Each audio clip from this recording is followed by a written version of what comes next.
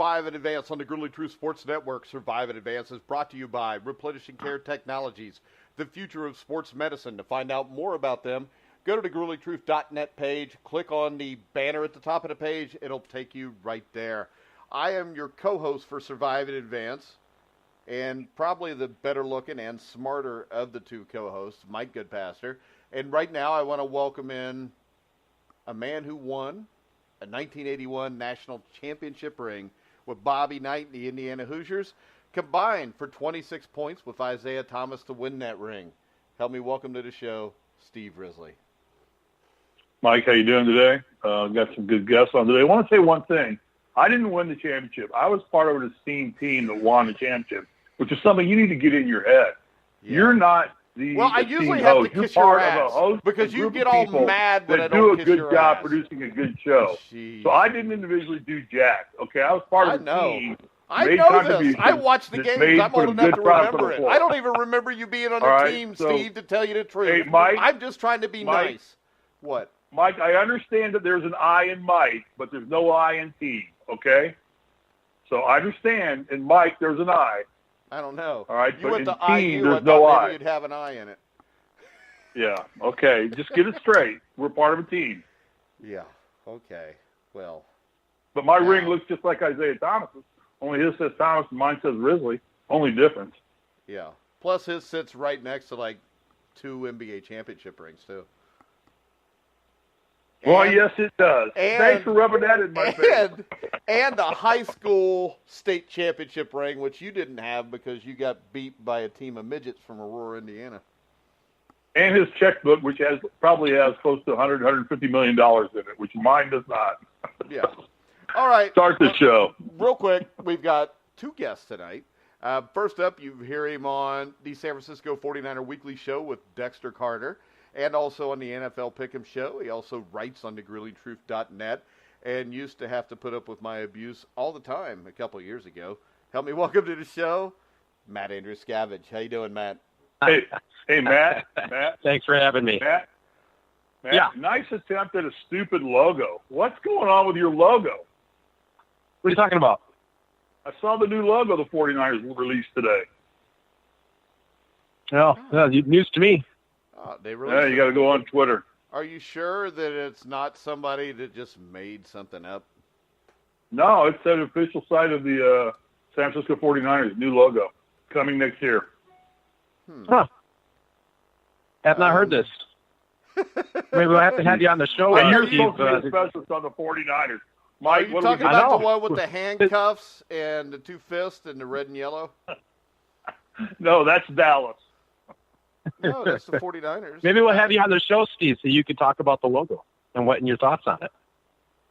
Well, it said in May they were. I just don't think there's a new logo, Steve. I think you've once again been tricked on Twitter. I'll post it on the website. And that will happen when you're 75 years old. All right, next I will post it on the website. Next up, we have Green Bay Packers fan and host of the Evan Witt Show, which you can get on iTunes, Evan Whitalison. How you doing, Evan? Doing great. Thanks for having me on the show. Just getting off work, so what do I want to do after I get off work? Talk some football and agitating day at work, and then probably going to talk about an agitating topic during the show too. So it will make it agitating for everybody because that's what we do, Evan. So, all right. So let's just start from the top. We're talking about the Green Bay Packers. I know Matt likes to call them entitled town, but I try to be fair and unbiased. So yeah, that's our Mike, unbiased Mike. What we'll do, Matt, be quiet, all right? You're just a guest on this show. You're not a co-host. All right. To survive in advance. Wow. Evan, how about this? Let's just go from the top. Was this call the reason the Green Bay Packers lost the game, and was this call a fair call? Well, first they didn't lose. They tied, which doesn't make it any better. It's a loss. No, if you don't win, you lost, Evan. It's not the reason they tied. I will argue that it did have it did contribute to it. It was one of the contributing factors to the tie. But yes, the Packers had opportunities in that game to win the game. They did have opportunities. There was a touchdown that was called back on Packer fans want to say a questionable holding call, but by watching it, I do understand why the official threw the flag on the hold. You can't get your arm up around the head area of the defensive lineman. They don't like you doing that. But that called back a touchdown. The missed field goal by Crosby. They did drop 2 interceptions after the bad call. So, no, it's not the reason they tied, but it was one of the contributing factors because if they don't get the call wrong, which, yes, the other pass interference call in the game, roughing the passer call in the game, that was a bad call too. But if they do get the call right, which it was not roughing the passer any way you look at it, the Packers intercept the ball, they have possession of the ball, they likely run off the clock. So, yes, there are a lot of factors that contributed to the tie. This was just one of the many factors that is one of the reasons why it was a tie. All right, Matt. Well, I think if you're asking whether or not the call was right or not, okay, the way we all like football, of course it was a terrible call. But unfortunately, we're saddled with this new awful rule, which I realized that particular call was not because of that rule. Like, in other words, it wasn't the helmet emphasis. However, that rule also brings about a way overemphasis of quarterback hits. So because of the new rule this year, quarterbacks are going to be protected in every way, shape, or form. So they called, to me, because of that new rule, they called it correctly on both sides. Even though I hate it, I think it's a disgusting rule. I think it's going to decide games. It's awful. We're going to see the worst ticky-tack penalties ever on quarterbacks, and it's going to decide games. So I think it's terrible. But because of the Aaron Rodgers hit last year and the way that it was interpreted, we're saddled with this awful rule now. So, no, it wasn't the reason they tied or lost, as I would probably agree that if you don't win, you lose. But obviously the Packers had a bunch of other opportunities to win the game. But, it was definitely if that call's not made, of course they could seal it right there. But, hey, that's the rule now. We're saddled with this now. Yeah, I kind of disagree with it being the rule because if you watch it, and the reason why they called it is they said that Matthews lifted him up off the ground, and they said the same thing with the Viking player early in the game. But if you watch it, and I'm sure Coach, you can back me on this one, is the way Matthews went into Cousins. That is how people are taught to tackle. It was a textbook form tackle. So what they're saying is by calling that penalty is you're no longer allowed to tackle the quarterback. That's what they're saying. That's correct. That's because of the new rule. You're right. And the thing is this. You're absolutely right about that. The NFL senior vice president. He did everything right. All right. Well, it doesn't make it right, but let's face it. The Dallas Cowboys beat Calvin Johnson and the Lions in the playoffs because of a stupid call on a catch when nobody knew what the rule was. And then the Green Bay Packers benefited from that same rule. And we all knew those were catches. That's just the way it is. Everybody knew that both of those were catches, but the rules are so screwed up. And the thing is this, the NFL has come out, and they always admit when they're wrong because they usually send out, all kinds of emails saying it, but the senior vice president of officiating will send out a weekly teaching video to all clubs and game officials that states referee Tony Corrente made the right call. I think what they expect now is when you hit the quarterback as you're taking him to the ground, I think they expect you to kind of slide off to the side so your body weight is not landing on him. And I think if Clay Matthews turns to the side, that's fine. The other thing is this, though. Clay Matthews did the same thing against the Bears in something that should have been a penalty. And it was. It was a penalty, but it wasn't the same thing, though. Matthews hit him in the back after the quarterback threw the ball. Like, that was a textbook penalty. There was a more, to me, in the same game, what should have been roughing the passer, and they didn't call it, is Sheldon Richardson makes contact with Rodgers after the ball's gone, and then as he's making contact with him, he fully extends his arm and shoves him. They didn't call that. But here's the problem, Evan. Here's the problem now. You can be absolutely right about all these calls. The problem is because we're saddled with this new rule, because The NFL decided to totally misinterpret the Anthony Barr hit last year, and now because of that, we're going to have a much more screwed up situation than even with the catch rules over the last couple of years.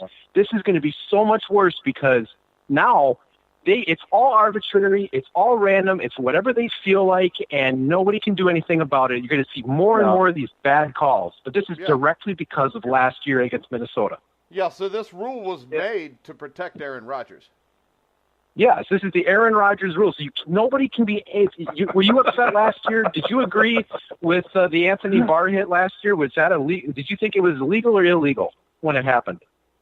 So my opinion of it is, was it illegal hit? No. Was it necessary? No. So was it illegal? No. If you have the right to support that, I just felt that it wasn't necessary. So that's how I look at it. Why wasn't it necessary? Because the goal, if I'm playing the Green Bay Packers, of course it was necessary. Aaron Rodgers out of the game. That's my goal. Well, as a coach, if I'm the point playing the Packers, the point I make, the point I make in saying it wasn't necessary is the fact that, yes, if you knock Rodgers out, you got a better chance to win, obviously. With the way the Packers roster last year and somewhat this year is constructed, if you take Rodgers out, they ain't going to win because, the talent there at a lot of areas is not there, especially the backup quarterback position. But the thing was, the unnecessary part, what I'm saying with Barr, and I'm saying it wasn't illegal because it was not the rule at the time. But he didn't have to lift Rodgers up off the ground, didn't have to drive him into the ground. But that's the thing, he did not lift him up off the ground. He did not drive him into the ground. It was a clean tackle. And the NFL misinterpreted that and saddled us with this awful rule now. So, no, I don't think it was at all a bad tackle at all. You watch that in regular speed, there's no way he can let up in 0.3 of a second. The only reason Aaron Rodgers broke his collarbone is because he tried to brace himself with his right arm, and it gave. True. Barr's hit was not even it wasn't even anything like Charles Martin or something like that. Yeah, and it was just a tackle. Steve, we watched the Bengals Colts. Thank you. Because I'm a Bengals fan and you're a Colts fan. Thank you. Wait. You said Steve, right? Can Steve have some input here? Hey, Steve. Okay, real quick, number one. Matt has to work, so he's only got so much time to be on, so I was letting him speak. I'm sorry to disappoint your ego. But we watched the Bengals Colts game. We watched the Bengals Colts game, and Andrew Luck got 3 calls that were very similar to You guys this. are looking at things. Oh, that Carlos Dunlap hit was terrible. Yeah.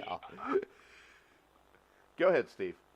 You guys are looking at things at ground level, all right? You're looking at things at ground level. Number one, let me get a couple things out. Tiger Woods is leading the Tour Championship. Shot a 500 par 65 today.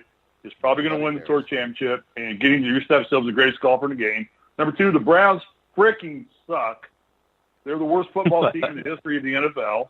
I'm watching the game right now. They can't kill themselves with a gun, a loaded gun with all bullets in the gun. They can't do it. Secondly, if you watched any of the pregame, which I know you guys all worked, you weren't hiking canyons and laying by the pool, I was so you didn't get a chance to see the pregame. Actually, but go ahead. Here's the deal. What has been the big problem with the NFL in the last year or two? Attendance, visibility, people paying attention, TV ratings, right? That's the big problem. That's the $10 problem with the NFL. I don't think that is the problem with the NFL because the NFL all right, hang on, Mike. I gave you guys all your time. Let me finish. You asked me a question. I saw a report that said every statistical category for quarterbacks this year is way up. Completions, quarterback ratings, yards thrown. All they're doing now is creating this rule to give the quarterbacks more of an opportunity to create offense, to make the game more exciting, and to get more enticement into the game for people to watch the game. They want games to be like New Orleans, 45-42. They don't want these dog fight 10-6 football games where nobody can kick a field goal to save their ass. This whole process is to protect the quarterback. It's all a judgment call. Whether Matthews hit the guy with his shoulder, with his helmet, it's a judgment call. It is not a black and white call.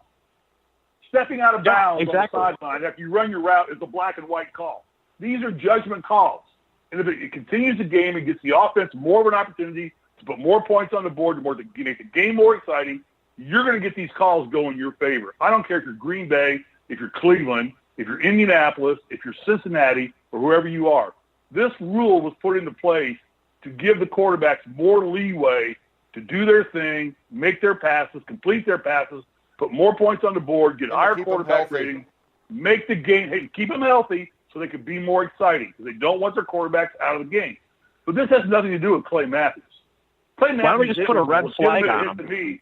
That's what they're doing. Clay Matthews hit, from my watch at every angle but sideways, I couldn't think of a more clean hit on a quarterback than he did. There's momentum, there's carry-up. You guys don't understand, unless you've been a quarterback or you're chasing down a quarterback, the split-second timing it takes to get after somebody, and you just don't stop a 270-pound body in 1.2 seconds and say, oop, ball's released, I can't touch him.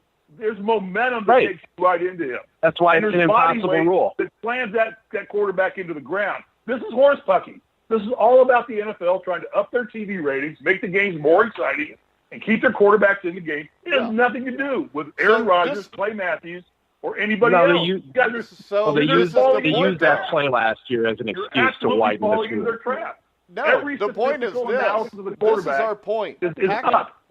Packer fans that are mad about this call don't realize that the fact that this is being called this way, Evan, is to protect your quarterback so nothing bad happens to him. Right. That's all it is. Because they want and more it's not offense. just Rodgers, it's quarterbacks in general. Because it's to protect Tom Brady. It's called the Aaron Rodgers rule. Yeah, it's the Aaron Rodgers rule. After being out 2 years, you don't think they're going to protect Andrew Luck? Christ almighty, Andrew Luck is the heir apparent to the next great quarterback in the NFL. If the Bengals got close to Andrew Luck, it was a penalty. Right. They're going to protect him like there's no tomorrow. It's every Carson Wentz, if the Colts sneeze on Carson Wentz, it's going to be a flag next week. If they even get within 5 yards of falling on him, it's going to be a penalty. Well, mark my words, this is nothing more than the NFL's way of upping their TV ratings by making the game more exciting. And all the statistical categories for quarterbacks, the NFL did an expose on it just before the game. Every one, passer ratings, completions, percentages, yards thrown, touchdowns, way up. Touchdowns are out of this world compared to this time last year. It's the juice ball theory for baseball. We got to make the game more exciting, juice the baseball, cork the bats, make the game more exciting. That's all the NFL is doing here. They're making the game more exciting so more viewers will come back, more people will get into the empty seats, and they can up their advertising dollars and charge more money and make gazillions more dollars like they're already making. This has nothing to do with Aaron Rodgers, Andrew Luck, Boomer Esiason. Not Boomer Esiason. Well, Andy I'll Dalton. tell you this, though. I guarantee you that guys like Andrew Luck and Aaron Rodgers are going to be more protected than Tyrod Taylor. Yes. Sure, because they want Baker Mayfield to keep all the elite quarterbers in. The NFL wants Baker Mayfield in the game. Yeah, he's their number one draft pick. They don't want him sitting on the bench. So they want Baker Mayfield in the game. So in the end, Evan, all the Packer fans that cried about the bar hit last year, this is what you get in the end. This is what you get. That's my exactly point with it. And I heard nothing but constant whining on all Wisconsin sports radio stations, constantly going on about Anthony Barr, this and that. And that they completely misinterpreted that hit. Unfortunately, the NFL bought into it. Now we have this. And they're whining about the Clay Matthews call. You cannot have it both ways. Now, maybe that's not you, Evan, but that's an awful lot of Packer fans. Clay Matthews did not cheap shot anybody. He made a legitimate No, he didn't. hit. Absolutely. But that's what the rule says now. Well, but that's somebody's opinion. Right. We all know what that's the problem. Like, right? That's the problem. The NFL has a tendency now we're to make saddled rules with this. That nobody really It's going to get worse. But the bottom line is they want their quarterback healthy. Guys, they want them throwing touchdown passes. Go ahead, Evan. I'm sorry. Really quick. Evan, I'm on your side. All right, I'm done. There is a play. I'm going back to watch Cleveland puke on themselves. There is a play in that Packer game earlier in the game where Mike Daniels had Cousins wrapped up, and he could have done some very mean stuff to Kirk Cousins. And why did he let up? Daniels even said when he got to the sideline that he let up because he thought Cousins was throwing the ball and he didn't want to draw a penalty. Yeah, so exactly. This is the league we have now. the only way you're going to be able to sack the quarterback, and if that's the case, is you just wrap him up, give him a big tug, and then you hold him till the whistle blows. Well, it goes back to Thank my you, point new of this. rule. Thank you, I had rule. somebody. I tweeted this out during the Pro Bowl that what you're watching now is what a regular season NFL game and playoff game will look like in 5 to 10 years, and it's what's going to happen. You know what's happening? It's awful for the game. Here's what's happening here in a nutshell. We're making Vince McMahon look like a freaking genius because this is getting so close to championship wrestling right now that it's getting ridiculous. We are manufacturing parts of the game that are not played naturally. I've watched enough football in the first 2-3 weeks of the season here and preseason to know when a helmet-to-helmet hit occurs, say, man, you got to throw a flag on that one. That's blatant helmet-to-helmet. That's a guy lowering his head as he's coming in and spearing somebody. He needs to be out of the game. That's the rule right there. Clay Matthews' hit was not the rule that they should be worried about. No, but you're right about that, Steve. But the rule also brings us that because it's an overemphasis of contact. It's an overemphasis, and they're going to constantly call these horrible calls because of this new rule. Well, this rule made the game worse. This is nothing you guys don't know. Football is a contact sport. It's not necessarily a new rule. Like the rule was put in place, I believe it was mid-'90s, about the emphasis, putting your body weight onto the quarterback. Now but now it's overemphasized. You can't stop your body weight. Yeah. They talk about golfers not being able to stop their downswing when a noise occurs in the middle of their backswing. They're amazed that Tiger Woods is one of the few golfers that can actually stop his backswing or downswing after he started it down. And they're saying that's impossible to do. Once you start your downward motion, it's inertia. It's going. And so the question, Steve, is, are you in favor of the rule or not, Steve? No, I'm not in favor of the rule. Let them hit. It's a contact Okay, so we're on the same page. Play the game. Play the game. Yep, we're on the same page. This rule's terrible, and because of that play last year, we're saddled with this awful rule. Exactly. You want to protect your quarterback, spend your money on an offensive line. That's how you protect your quarterback. Because they misinterpreted Anthony Barr's hit. Now we got this. Right. No, I agree. It's horseshit. It's ruining the game of football. It's making it no fun. And it's going to affect every team. It's making it like it's going to affect every team, not just the Packers. Yeah. Exactly. It's going to affect everybody. I mean, we had no chance to begin with as a Colts fan against Cleveland or against Philadelphia. Right. But you don't think that Wentz isn't going to be protected like a mother on Sunday? Of course. Oh my God! Colts breathe on him. It's going to be a penalty. So that's why I say this is why I say I don't. Evan and I believe live in the same city. We listen to all the same sports radio shows around here. This is why I can't tolerate the whining from a lot of fans around in this state, because I'm sorry, this is what you wanted.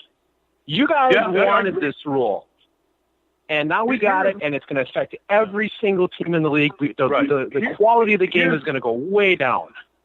Here's my wife's solution. My wife's solution is this: enable spearing. If you spear with the lead with your helmet, and you lower your helmet and lead, you're out of the game. Other than that, your quarterback, give him a set of flags, strap a set of flags on him, pull his flag, and he's down. Yeah. That's it. Let's play flag football. Thank you. Thank you, NFL. Everybody else is fair game. Everybody else is fair game. Just put flags on the quarterback. Yeah. Put a yellow jersey on, red jersey. On him. You pull the flag. Wherever you pull that flag and it drops, that's where he's down. I don't care if he's fumbled, passed the ball, whatever he's done, take a knee, slid or anything. Where that flag falls is where he's down. That's how you protect your quarterback. That's how you protect the integrity of the game. If you want to go that blatantly and protect your quarterback, that's how you got to do it. But you're ruining the game doing it any other way. That's right. That's my opinion. I'm sticking to it. Evan. Yeah, so you're talking about put flag on the quarterback. That's pretty much what they're going to have to do if that's what they want to do. And you talked about Vince McMahon looking like a genius. And I'm not saying it's going to be successful, but I know there's a lot of angry football fans with the over. I'm angry on some of the. I am too. Some of the things the NFL is becoming. That the XFL is coming right around the corner. That if the XFL is going to be football, quote, the way it's supposed to be played, McMahon might have a base to draw people in. Well, we had Oliver Luck on Survive and Advance, and I think with Oliver Luck in tow, I think there's a good chance that could happen. But I think this, Evan, when you look at it, Aaron Rodgers is your quarterback. So in the long run, you're probably going to benefit more from this rule than your team's going to be hurt by it. Doesn't mean I have to like it. Doesn't mean I have to like the rule. Yeah, but it's better to benefit you than not Packers benefit are probably you. going to benefit. But, No, Evan, I feel your position because this rule isn't made to protect Aaron Rodgers. It's made to protect the game. Yeah. It's not made to protect Aaron Rodgers. Aaron Rodgers is a beneficiary of the rule. It's protecting them wanting to be more offensive-minded and be more excitable sport to watch because people want to watch 45-42 shootout than they want to watch 10-7 field goal missing kickoff games. You know, that's what they want to watch. They don't want to see defensive struggles. They want to see teams throwing the bomb. They want to see quarterbacks dancing around back there. And the only way to do that is to make your quarterback untouchable, give him all the time he wants back there, no matter how bad your offensive line is. And, you know, maybe we ought to put a rule in that says you have to spend X percent of your salary cap on offensive linemen. Let's do that. Let's say I just don't want to hear Wisconsin sports fans cry about this rule because this is a direct result of what they wanted. They're the one fan base that has no right to cry about this rule. But that's today because it affected the Green Bay Packers. It'll affect and that's the only thing I'm saying about this. I don't want to hear that because I hate this rule so much, and I can't stand the fact that they're whining about it because they wanted it. How many times do you see Wyatt Tittle sitting here with his helmet off and blood spewing down his bald head? We won't see that anymore. You won't see that anymore. No. You'll see somebody putting makeup on his face so he can be interviewed by Aaron Rodgers at halftime or Aaron Andrews, whatever her name is. What's the difference? You know, that's what you'll be seeing. You know, let's get the pretty boy quarterback out here. Let's protect him. You know, it's horse crap. It's trashing the game of football. Sacrifice the integrity of the game. It's trashing the integrity of the game. That's the only thing that I don't want to hear about on the radio stations.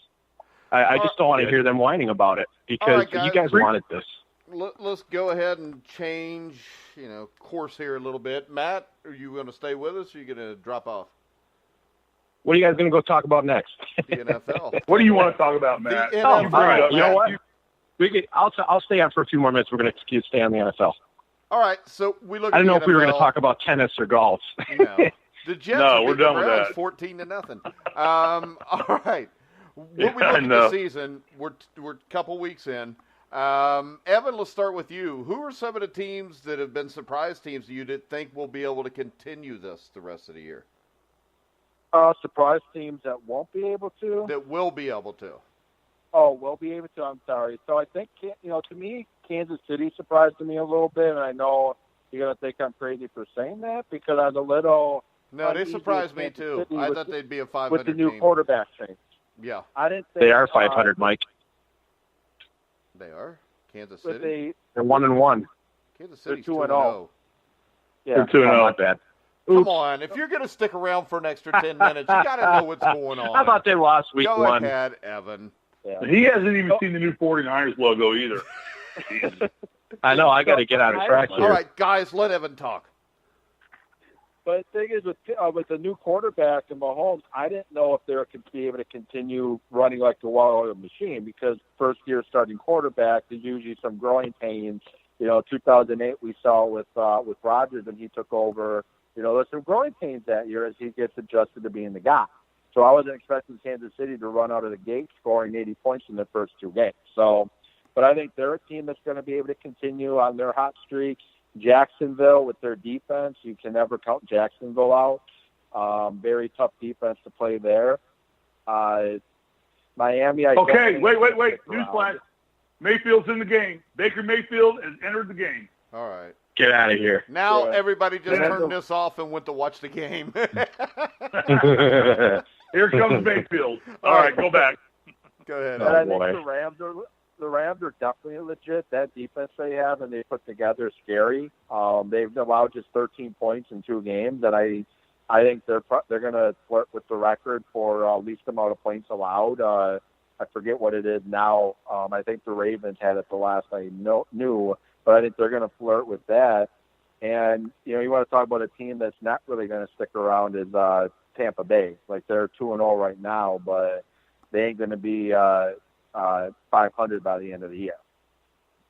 Really? Do you agree with that, Matt? Tampa Bay? Tampa Bay, I got to say, I don't know. I really don't know what Tampa Bay's got right now. I like the way that they're playing. I think they're better suited with Fitzpatrick in there rather than Jameis Winston, so that'll be interesting after week 3. But, they do have 3 deep threats. You got O.J. Howard, you got Mike Evans, and Deshaun Jackson that can wreak havoc on any defense in the league. I don't know if they can sustain this. I don't know. But if you're going to ask me what surprise team can sustain, I'm going to go with the Bears because of what Khalil Mack brings to that defense. That defense, we talked about this on the Pick'em show. This reminds me of Lawrence Taylor in 1981 with the New York Giants, how one defensive player can make into the playoffs. If someone can do that, it's Khalil Mack. I think that's I what think I the brought Bears up can on the sustain NFL it. Pick'em show, and now you're stealing my stuff. But all right. I gave you credit for it. I said, it's what we talked about on the Pick'em show. Yeah, you said we. You didn't say me. And see, I've been around Risley so long, I like to get credit. Go ahead. Can I comment on the Bears really quick? They're basically going to come down to Nagy and Trubisky. Because week 1, we saw Matt Nagy, the offensive coordinator. But we saw as a head coach, he still has a long way to go before he's a really good and a good head coach. Like as a coordinator, there's some calls that he made that a head coach probably would have vetoed, like throwing the ball on, I think it was 3rd and 1, where they set it for a field goal. An experienced head coach more than likely is going to veto that and run the ball because Howard was running the ball pretty good that game. And the Packers are doing a lot of, I forget what they're calling it, but when they have the 7 defensive backs on the field, the dollar package or whatever. So it's going to depend on how quickly Nagy develops as a head coach and if Trubisky can develop being able to find his second and third reads. And the thing is, if you flush Trubisky to the left, he's going to struggle. And I think teams are going to figure that out. Well, I think Trubisky's going to struggle whenever he's playing quarterback. I don't think he's very good. I think this is a team with Jordan Howard and that defense that could win 8 or 9 games and challenge. I just don't see the Bears ever getting over the top with Trubisky there. And let's face it, it's not like there's a bunch of studs coaching in the NFC North. I mean, you got Mike Zimmer, and then you get 3 guys that probably shouldn't be coaching. Yeah, as far as the Bears go, I guess what I mean by being able to sustain it, I don't think a lot of people thought the Bears would be even a wild card contender. I think with the addition of Khalil Mack and the offseason moves that they've made, some of the draft picks they've made, they are a wild card contender. They're a contender in the NFC North. Yeah, I agree with you. They're probably not going to be able to get into that elite status with Trubisky, at least at this point. But the fact that they've got Khalil Mack makes them dangerous. And I guess that's what I mean by that. All right. Who's your biggest disappointment so far, Matt? Biggest disappointment. For me, so far, I want to go with the Saints.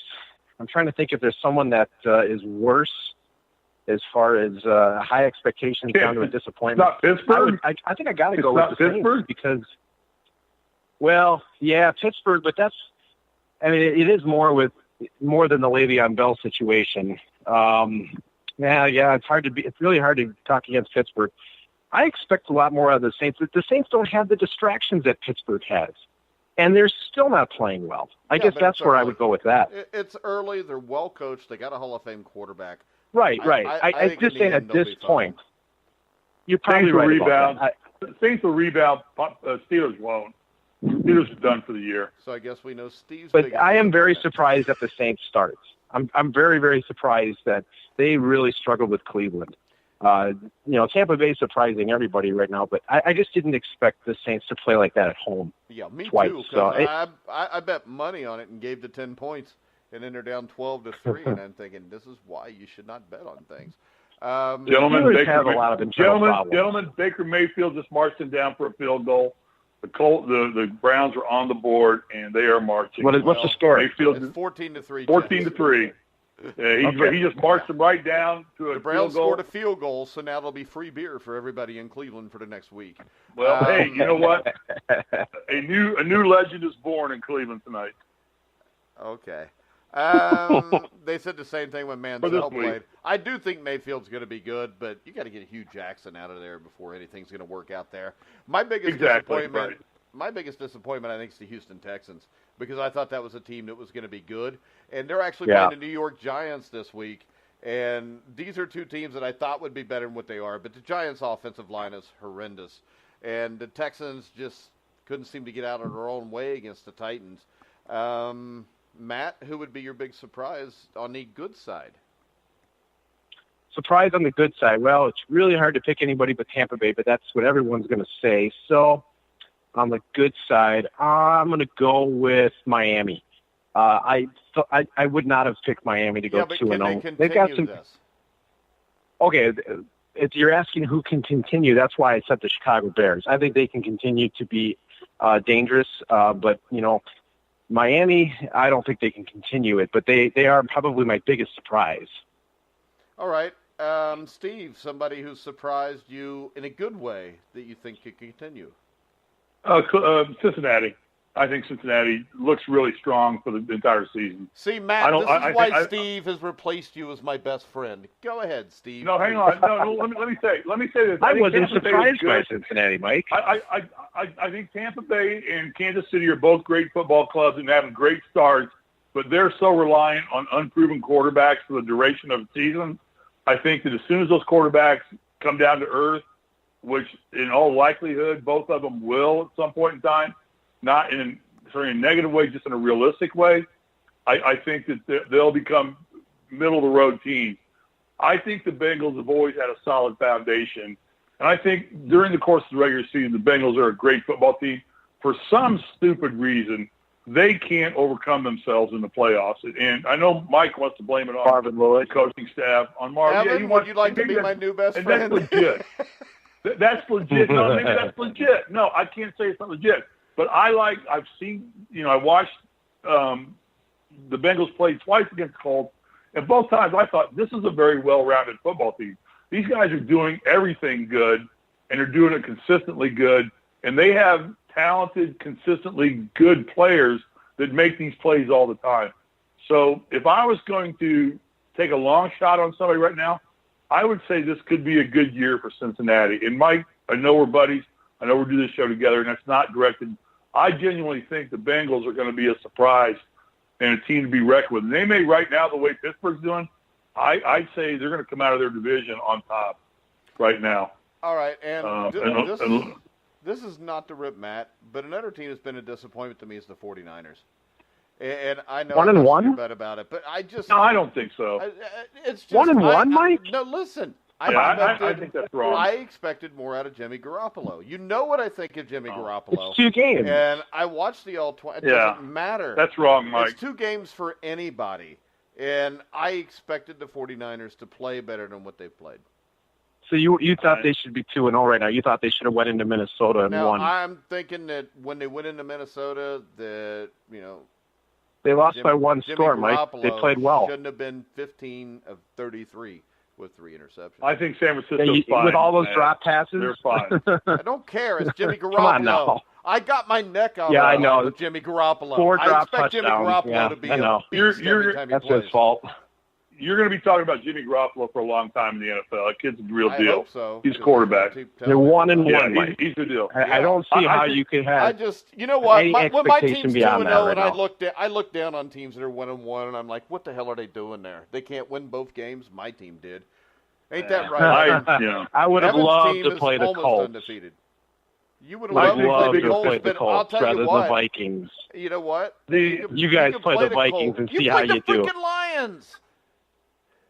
Yeah, we beat the Lions, so? Yeah, you barely beat the Lions. Didn't lose. Doesn't matter. Sometimes you gotta have games like that. Okay. I would much rather play the Colts than the Vikings. Well, I would rather play the Detroit Lions over anybody but the Buffalo Bills or the Cardinals, because I'd rather play those two teams over anybody. Still, we beat them. We didn't lose to them. If they're 0-2, I'll give you that. Yeah, they won. Though. They're 1-1. I don't see what other expectation you would have. I'll just wrap it up with this. The biggest 15 minutes of fame team in the NFL right now is the Bears. They're living off of Khalil Mack. They're living off his reputation. Yeah, but Khalil Mack. They will not win. They will not win. They're so offensively inept. I don't care what they do. And Mac will get hurt. 8 games. Mac will get hurt sooner or later. He's playing too much, Mac doing too much. He's going to get hurt. He does it every year. Every year he plays like this. Every year he was the only guy on the Raiders. He is the best defensive player in football. If Rodgers goes down, the Packers tank. If the Bears defense, Matt goes down, wait a second. The Bears tank. Because if you look at the article I wrote 2 months ago with the 5 teams that could surprise, the Bears were one of those teams without Khalil Mack because they have a great running game and they had a very good defense before they got Khalil Mack. Getting Khalil Mack made them a great defense. They are everybody's poster child right now because everybody wants to make Gruden look stupid. And it was a dumb move on Gruden's. Well, it's not hard to make him look stupid. Yeah, I know. I get you, I get you, Matt. But that's what everybody's making the Bears look so great for is because they want to make Gruden look like an idiot for doing it. And they're hyping the Bears really do have a great defense. defense. Will do nothing. The thing that amazes me is the thing that you think that Khalil Mack is being hyped. I mean, Khalil Mack has always been. No, I didn't say Khalil Mack is being hyped. He's the real deal. He could be the best defensive player in the league. Yeah, he is the best defensive player in the league, but it's all they have. No, it's not all they have, though. You got Raquan Smith. You got a great secondary. You got a great running back in Jordan Howard from IU. That whole front seven is good. Yeah. Akeem Hicks is very good. Yeah, they're loaded. Leonard, what's that guy's name? The pass rusher, Mike? Floyd. Mark my words, they will not make the playoffs. They will not be a factor. Nobody said that. They will be a factor. They will win 8 to 9. They'll be there. They a will factor. They could hard. Make the playoffs. They will make a lot of highlights for ESPN because they will hit people hard. They're going to be a hard out every week. Except for quarterbacks because that is not allowed. Exactly. But, all right, Matt, you got to go because we're going to talk about college football. Yep. Matt doesn't watch college football. So that's right. Thanks, guys, for having me on. I appreciate it. Good to talk to you guys. Thanks, Matt. So, Evan, let's talk some Big Ten football. Right now, the Big Ten does not look the way we thought it was going to look. I mean, right now, it looks like you've got Ohio State, Penn State, and that's about it. There's a huge game this week, Wisconsin at Iowa. What's your take on Wisconsin and Iowa? Well, I don't know a ton about Iowa. Haven't been able to look too much into them, but Iowa's just always consistently competitive. It doesn't really matter who comes and goes. They always seem to be competitive. And with Wisconsin there's two things that happened last Saturday. The first thing that happened is they got caught looking ahead. They're playing at Iowa, Kinnick Stadium, under the lights. They get caught looking ahead. I think that was the first thing that got the Badgers. They got caught, kind of looking ahead a little bit. And BYU, they're a physical football team, and they out-physicaled Wisconsin. And I think the biggest reason is, again, they got caught looking ahead. They had the perfect game plan. Jonathan Taylor, great running back. What we're going to do is we're going to limit his big plays. We're not going to allow him to break off a big run. I think his longest run of the game, I believe, was 15 yards. We're not going to let him break off the run. We're going to contain him, and we're going to force Alex Hornibrook to have to beat you. And if you're depending on Alex Hornibrook to carry you to victory, you ain't going to win. Because, yes, he had an outstanding game in the Orange Bowl, I believe it was last year against Miami, where he was just on fire. He's an inconsistent quarterback. He makes poor decisions, and I think he got away with a lot last year against Miami. He's just a guy that is not going to lead Miami to victory. Was totally overrated last year, too, by the way. True, but the thing is, Hornibrook played the game of his life against Miami. You're not going to get a game like that again. And BYU punched Wisconsin in the mouth, and Wisconsin didn't know how to respond. Defensively, they lost a lot in their front seven. They lost a couple corners from last year. And they're kind of rebuilding a little bit there. And then their best defender, best edge guy in Ben Ginkle, he gets hurt. He has to leave the game. And for the first time in quite a while, Wisconsin just completely got outcoached. And you don't see Paul Chryst get outcoached. Since he's been at Wisconsin, very rarely have you seen him get actually outcoached. He's very smart coach. He knows his team's strengths, and he tends to play with the strengths. Against BYU, I don't know what the coaching staff was doing, but they were not prepared for BYU. And I know that I can also tell you this. I think the biggest difference in this game was Wisconsin hadn't played anybody, as they usually don't in the early season. BYU went to Arizona, upset Arizona. They played Cal, who's a really good football team. So coming into this game, they had played 8 quarters against high-level competition, and Wisconsin hadn't. Yeah, and the thing is, Wisconsin normally doesn't. And then last year, I know last year they just crushed BYU. And I think they're looking at, well, last year we crushed these guys. We can just go in here and do this in our sleep. And BYU came ready to play. Yeah, but BYU is a very well-coached football team, and it was going to take a couple years to turn that around. BYU is a handful for everybody. I expect they end up with 8 or 9 wins. And I agree completely. And most Badger fans, I expected BYU to play extremely well. I did not expect it to be a cakewalk whatsoever. I thought it would be a close Wisconsin victory. Instead, it's a very close Wisconsin defeat. And there's one area in that game that really stood out to me is that the Badgers, late in the second half, has BYU deep in their own territory. BYU gets nothing on first down. Paul Chris doesn't call timeout. They get nothing on second down. He doesn't call timeout. They get nothing on third down. Again, doesn't call timeout and lets the half expire. BYU is getting the ball first to start the second half. In that moment, use your timeouts. You get the ball back with tons of time. You can either drive down for a field goal to take the lead before halftime or score a touchdown before halftime. That moment right there, to me, is when Wisconsin lost the game. Paul Chris decided to basically get too conservative and just let it go into halftime. Yeah, and I will, even though my Boise State pick didn't work out, Steve, I did say that I thought Iowa would upset Wisconsin and win the West this year. I don't know if that's going to happen here, but, Steve, I think the big news in the Big Ten is 24th ranked Michigan State's coming to Indiana. Can Indiana go to 4-0? No. I think they can. I think they're going to win this game. I think they meet reality real quick. Indiana's not a good football team, not a good football program, and I think they've been living in a dream world for the first 3 weeks Steve. playing. No, I'm not a hater. I'm an IU alumni, and I bleed cream and crimson. Hey, but I think I'm also a realist. State's not that good. Michigan State beat Utah State by a touchdown. They lost. It doesn't matter whether Michigan State's that good. It matters that Indiana's that bad. But they're not that bad. They are that bad. No, they're not. They don't have a lot of continuity. They're playing against,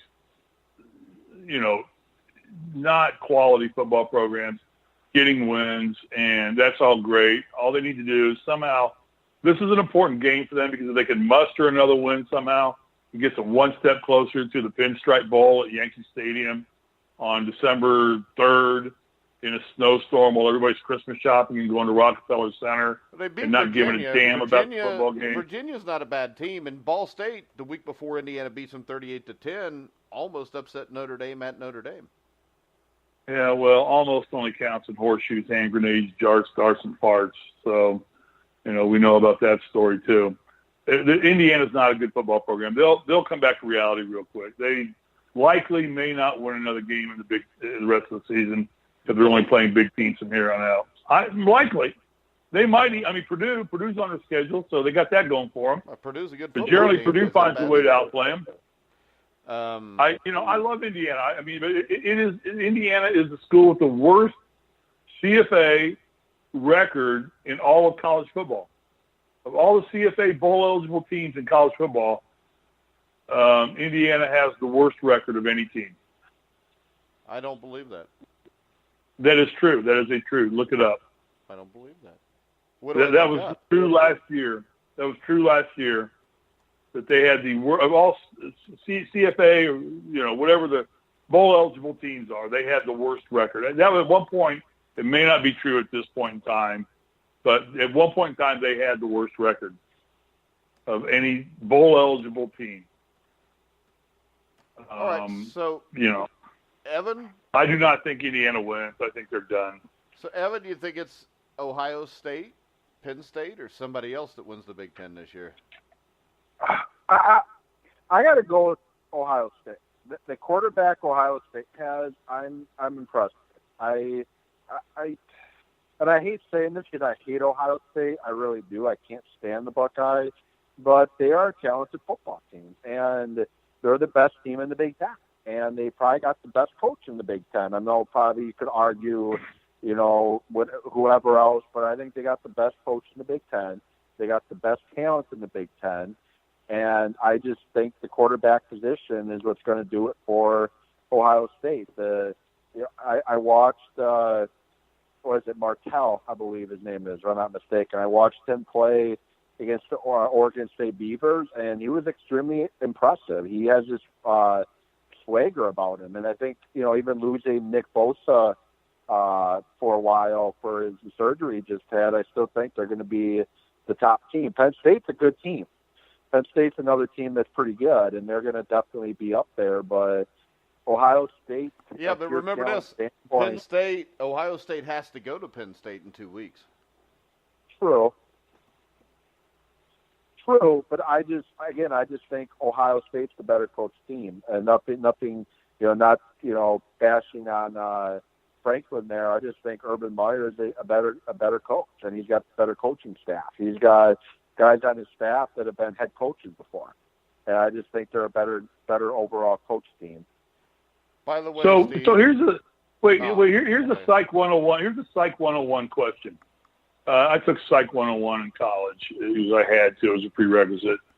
You think that Ohio State has the best talent, the best coaching staff. Why do you hate this program? I mean, don't you laud great programs, great dynasties, great teams that rise to the occasion every time? Why do you hate Ohio State if you think they're the greatest? Well, here's a couple. He hates Ohio State because he's a Wisconsin fan, and he can hardly ever beat them. That's okay. Well, see, yes, that's part you got of to it. put that down. I never hated Purdue. Some of my best friends were Purdue basketball players. I never hated that university. Those guys, I just wanted to beat them when I was on the field with them, or on the court with them. I didn't hate them. God. Well, maybe hate's a little strong word, but I just such harshness in sports these days. I begin to sound like politics. I was say I can dislike Urban Meyer the person, but still think he's a good coach. First, as a person, I'm not a big fan of his, but as a coach, he's a good coach. And Ohio State's going to run the gamut. He is more focused on anything right now. He's going to annihilate teams in the Big Ten. Yeah, I think what happened to him in the first 3 games, he's going to elevate his coaching, his team's play. And I think you just give them the crown. I don't care who they throw against. Well, the them. Big Ten's terrible. The Big Ten's terrible to begin with, but yeah. I think he's the best team in the Big Ten. He's one of the 5 or 6 best teams in the country, and I think he's going to blister through the Big Ten, and he's going to be somebody to be reckoned with in the CFA bowl games. I feel bad for Tulane this week. That's who I feel bad for. His first Tulane. game back, he's going to put Edie on Tulane is one of the 5 programs. No, they're actually ranked just below Indiana. From what I found out, Steve, is this. Indiana has lost more games than any college. They don't have the worst record. They are the 6th worst. The 6th worst. All right. The Buffalo Bulls are 5th. The New Mexico State Aggies are 4th. The Louisiana Monroe Warhawks are 3rd. The Florida International Golden Panthers are 2nd.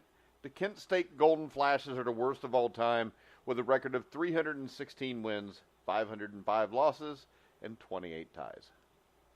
So we can easily say that Indiana, of all the power conference teams, Indiana has the worst record of any power conference team that's bowl eligible. Yeah, we could say that. Anyway, so I was close enough. You got my point.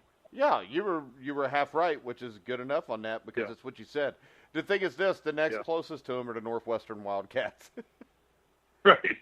Who routinely beat Indiana now. So. And then Wake Forest, Kansas State's in there.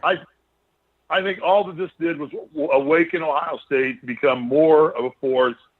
I don't think anybody else really. The only team that's going to beat Ohio State in the Big Ten this year is going to be Ohio State. Well, they're going to beat themselves. I do think this. I think Penn State with Trace McSorley has a chance to beat them in 2 weeks. Can do it, right. They can do it. They're at home. I think James Franklin's a good coach. But most of all, I think Trace McSorley is a very competitive kid. And I think Penn State's got a good football team. That's probably the best chance to beat them. And then, of course, they play Michigan at the end of the year, which they always beat Michigan, but still a rivalry. You never know. And with Shea Patterson, I think he's going to get better as the year goes on. I think Michigan could be a threat there. But right now, when you look at it, Evan, is this hands down Alabama's the best team in the country, or do you think somebody else is? I think you got to give it to Alabama. They got 2 quarterbacks on their team that could start for any team in the country. They always seem to reload no matter how many players they lose, to graduation. I think you got to give it to Alabama at this point. Georgia's a talented team, and they're a team that could be, kind of sneak one away from Alabama. Yeah, I think they could, but the top 3 teams are obviously pretty much carbon copy of last year: Alabama, Clemson, and Georgia. Those are definitely. And Evan, I would disagree with you in a sense that I do not like the 2 quarterback system for any college football team. I think it breaks up continuity. I think you go with one quarterback and you make that guy your leader, your on-field general, and if you keep switching people, you switch cultures every time you bring a different quarterback in. You switch mentality, you switch speed, agility. Everything goes different. Cadence goes different, and it just lends itself to create more opportunity to error. I like a team that sticks with one quarterback that says, A.J. McCarron is my guy, whether he's the best quarterback on my team or not. He's my guy. I'm going with A.J. McCarron. Yeah. And he's the guy. And we all believe in him. I think that Clemson's defense is so strong, again, that I don't know that with a 2 quarterback system, I think Saban's going to falter and say, halfway through the second quarter, my quarterback's not doing it, bring the other one in. And that's just going to rile a team like Clemson up and say, our defense is taking hold. We're making them make changes. Yeah. I don't like the way Alabama does it. They win because they overpower, like China. They throw 10 billion people at you. They're eventually going to beat you. And that's what Alabama does. That's how they beat you. They throw so many All-Americans at you. There are 125 All-Americans under scholarship at Alabama. Some will never play a football down in their lives at that university. But everybody they put in is better than most starting players on every other team. That's how they win. They don't necessarily win with great talent or with great coaching or with great continuity or culture. I think Clemson has great culture. They have great defense. They're solid in what they do, and they believe in themselves. They stick to their guns. And in the end, with Alabama, if they get into a situation where things don't go their way early, Saban has a history of wanting to change things up a little too quickly. Yeah, and he wins. And he wins sometimes and he loses sometimes. Right, he wins more times than not. But I'm not that sold on Alabama. I don't like the way they win because they win by numbers, not by talent.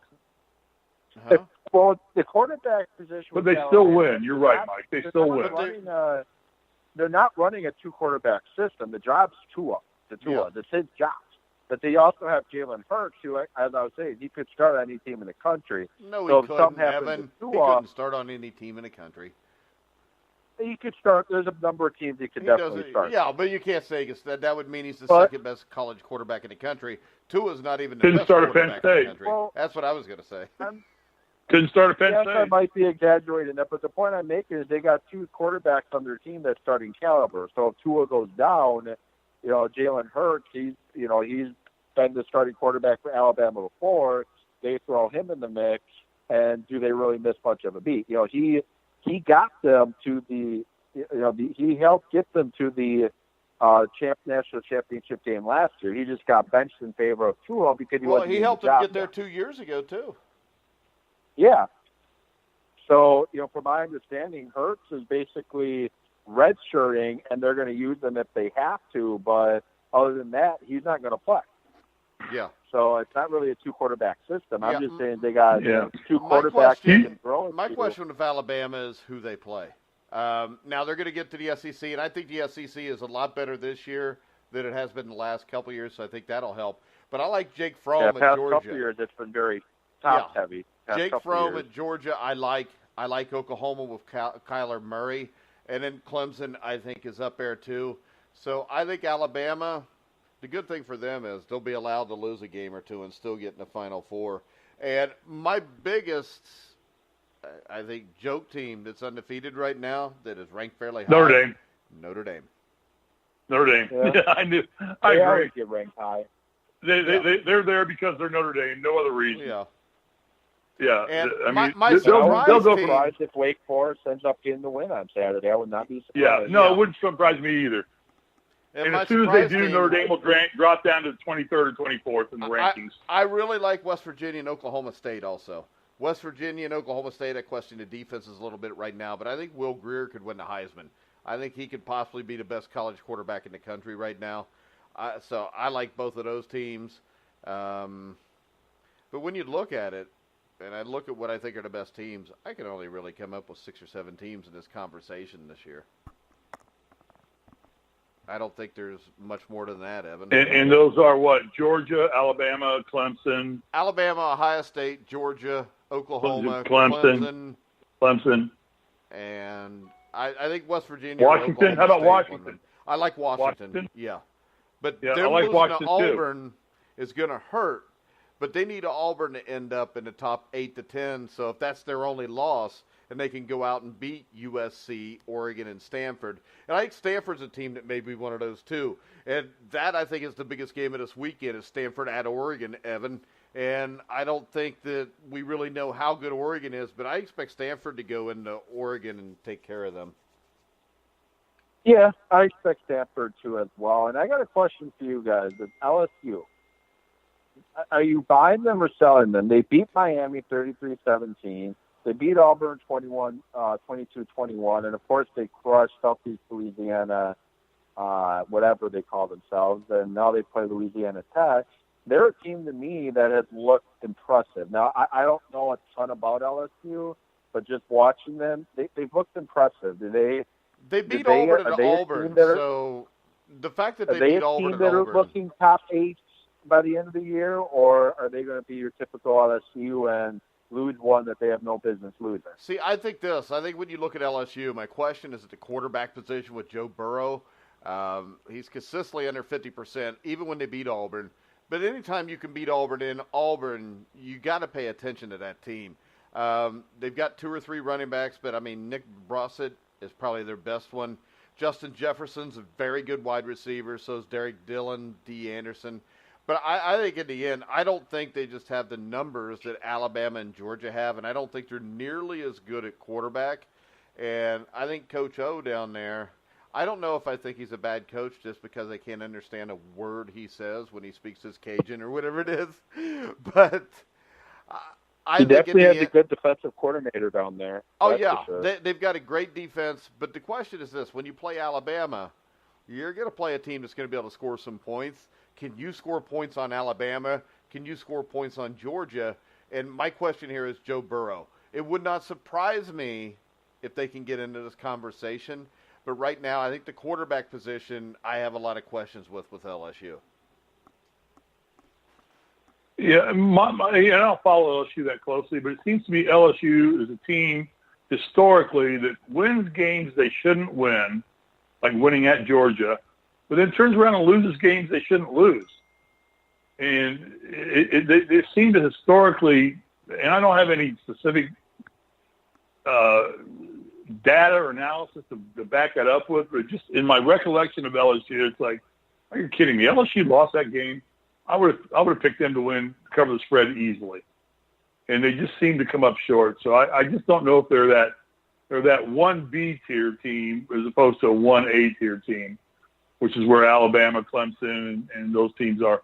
Stanford, I think Stanford is greatest shot is they're going to benefit from being like Washington to some degree, a West Coast team, and TV always, or the whole process likes to include sports writers.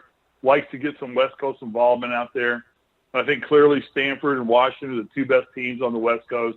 They may be a little artificially inflated because they're on the coast, but if you brought them back and played in the SEC or the Big Ten, I doubt that either one of those teams would be as strong as they are sitting where they are in the Pac-12. I disagree because I think Stanford. Do you? Has Okay.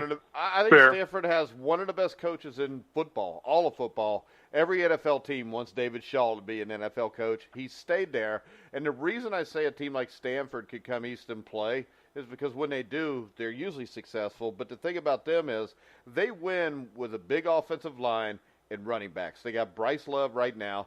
They'll also win with quarterbacks. You know, you'll get the John Elways, the Andrew Lucks. But I think whenever you've got David Shaw, and you can have Nick Saban, you can have Urban Meyer, I think David Shaw is by far the best college football coach in the country. He's not, and Fair you got to remember this. At Stanford, you know, it's hard to get into Stanford. So it's not like you can be Urban Meyer and run all over Florida and Texas and California and Ohio and grab whoever you want. David Shaw is going out and finding guys that are intelligent, that are great athletes. He's putting them in, and he's kicking USC's ass every year. He's kicking UCLA's ass every year, and we know their academic standards aren't the same. They're just not. Let me qualify that. Everybody that's played UCLA's kicked their ass this year, including UC Davis. Yeah, but what I'm talking about is over time. Over time, he has built a program that right now is better than the USC's, the UCLA's. I think Washington is a team that they already proved when they played Auburn that they can play with the big boys this year. I think they're even better than we were a couple years ago when they made the college playoffs. Yeah. And also and Mike, talking about go ahead. No, I agree with you in Stanford entirely, but can they do it on a consistent basis? Because they only come east occasionally every year to play. Well, but they don't play an entire season. So they don't play an entire season on the East Coast. They play a lot of the weak West Coast teams. Because they I know they can't, but if they did, would it be different? That's all. It's a question, not a statement. No, it's I don't think it would be any different. You watch, they'll come east. Fair. And they'll come east in a couple weeks, and they're going to smack the crap out of Notre Dame. Yeah, they will. They'll pound Notre Dame. Yeah, I agree. Yeah, and this is a team that consistently wins 9 to 10 games every year. And, yeah, I mean, they're going to go and they're going to blast Oregon because Oregon is not what people think they are. And when you look at their schedule, I almost choked on something there. I mean, their schedule's pretty tough. I mean, even though you're playing on the West Coast, you're going to Arizona State, who beat Michigan State at home. You got to play Utah, who's an underrated program. They've got to go to Washington this year. They play at Cal, who beat BYU. I think I swallowed a bug or something. Damn. But and I'll also tell you this: you talked about LSU. You know, when loses games they shouldn't lose. You should put screens up in your trailer. If I had a trailer, it would be a huge upgrade from this box I live in. You asshole. I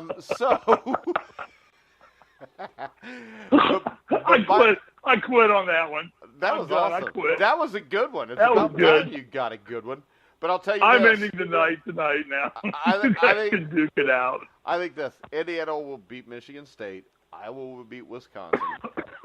Louisiana Tech will cover the 20-point spread against LSU.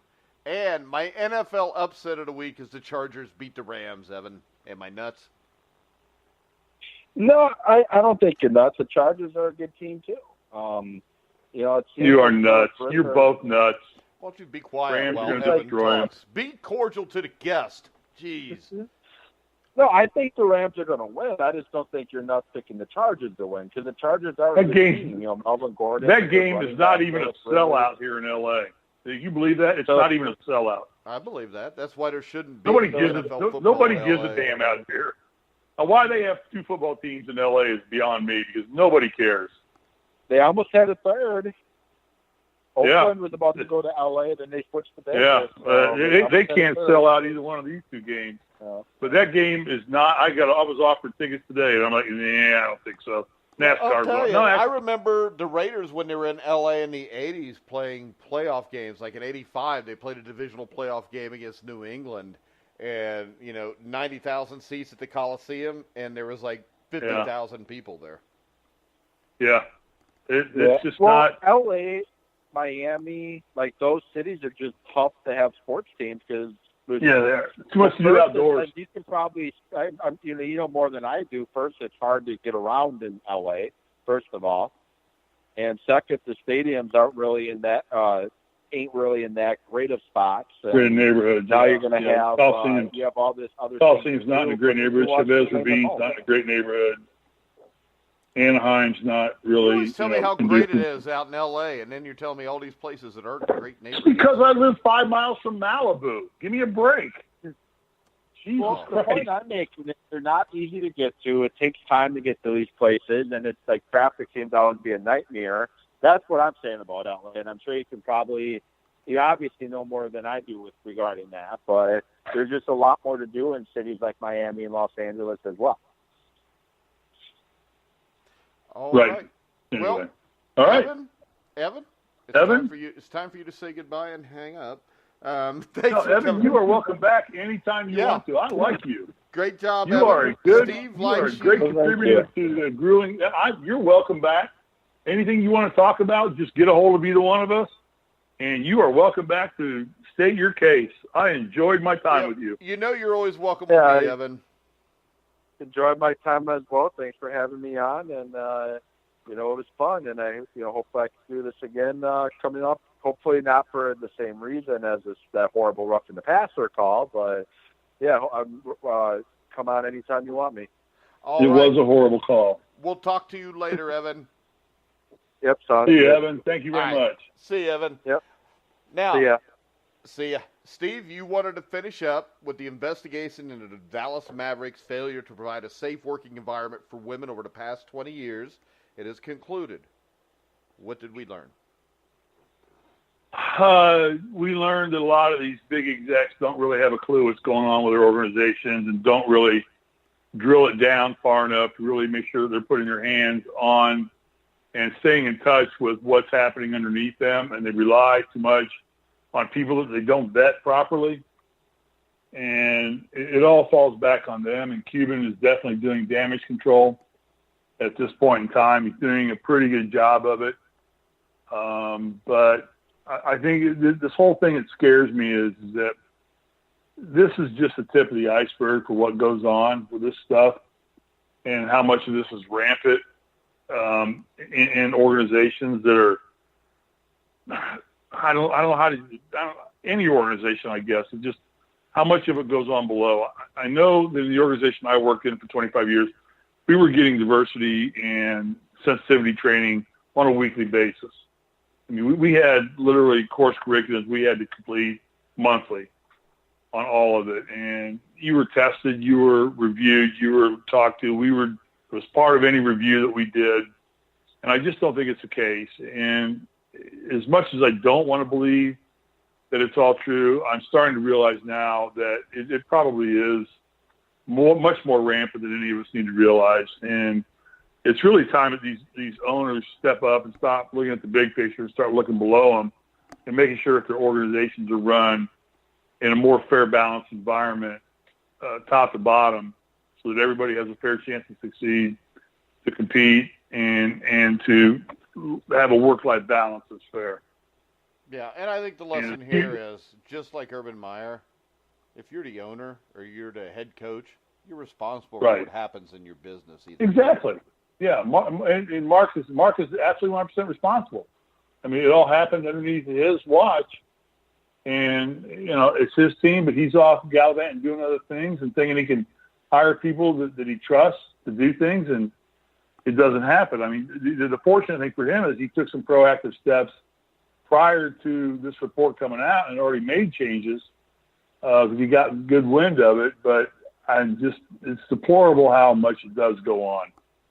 And I guess it's very disappointing across the board. Yes, it is, Steve. But on the bright side, I think we had a good show tonight. I had fun with Matt and Evan. Very much fun. We had some great, lively, spirited debate. I do think that the quarterback situation in the NFL is relegated more toward putting points on the board, putting fancy plays on television. Yeah, healthy because if you get Aaron Rodgers hurt, you got Green Bay playing Minnesota later on in the year, and Cousins and Rodgers are hurt. Ratings are going to be hurt. Well, I mean, all you got to do is look down the schedule and see how many times Green Bay is on a nationally televised game. Yeah, I'm sure it's more than one. Yeah, it's probably 3 or 4 more times. 3 or 4 times. And if you've got a Green Bay team out there with, Jacoby Brissett playing quarterback for them, it's not going to draw the people they want on their nationally televised high visibility games. So this whole thing is designed primarily, you're right, to protect the quarterbacks, to up the statistics, to make the game more exciting and more fun. I likened it much when I started reading about this, and I watched the report on NFL Network today. It's the juice ball and the cork bat situation from Major League Baseball. They just realized that we need home runs. People want to see home runs. And we're selling to the mass media. We're selling to television. We're not selling to the 65,000 people or 70,000 people who sit in the stands. They're a byproduct of what we do. We like having them there, but they help us sell commercials because when our stands look full, people think we're a better product, yada, yada, yada. But it is basically trending in a slow molasses type way toward what McMahon's formula is for championship wrestling. Everything's real except the outcomes. And it's almost a little reversed here in the sense that it's becoming in the NFL that not much is real except for the outcomes. And that's not real because that can be controlled by the officials. But it always has been controlled by the officials, and we know that anyways. Right. But so much of this is just judgment calls. It's gray area, and I don't think that officials should replay gray area. Like I said, if a guy steps out of bounds, if he doesn't have both feet in bounds, if his knee didn't touch the ground clearly before he dropped the ball, those are black and white calls. But all these gray area calls now, and I truly don't think that Clay Matthews hit. I think when you look at everything, the mechanics of what happened there, he led with his shoulder. He was already on target to the quarterback. Guy's got to weigh 260, 270, somewhere in that vicinity with his equipment on, I would think, wouldn't you? Yeah. He's going at him full bore. How is he supposed to stop and let back and pull back when he's probably already off his feet? And he drives him into the ground, but the sheer weight of that falling on top of you is going to drive you into the ground. Well, how about this? What happens when a defensive player like J.J. Watt or Khalil Mack or Aaron Donald come in and pull up and actually hurt themselves, and then they're out of the game? Yeah, you're right. You pull a hamstring by pulling up.